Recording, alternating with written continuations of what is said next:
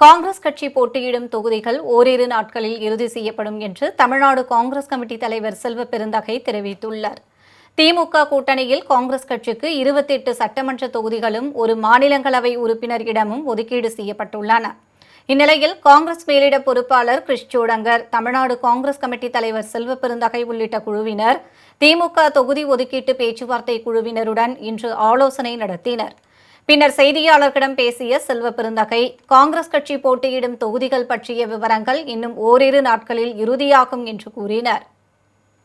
இன்று திராவிட முன்னேற்ற கழகத்தோடு அவர்கள் அமைக்கப்பட்ட தொகுதி அடையாளம் காணும் குழுவோடு காங்கிரஸ் பேரியக்கத்தின் சார்பாக பேச்சுவார்த்தை நடத்தியிருக்கிறோம்.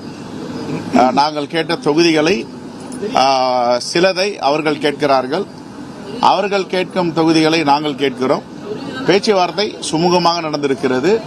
இன்னும் ஓரிரு நாட்களில் ஒரு முடிவுக்கு வருவோம். இவர்கள் கொடுத்த தொகுதிகளெல்லாம் அகில இந்திய காங்கிரஸ் கமிட்டி AICC தலைவரிடம் அனுப்பி ஒப்புதல் பெற்று மீண்டும் இங்கே கொடுப்போம்.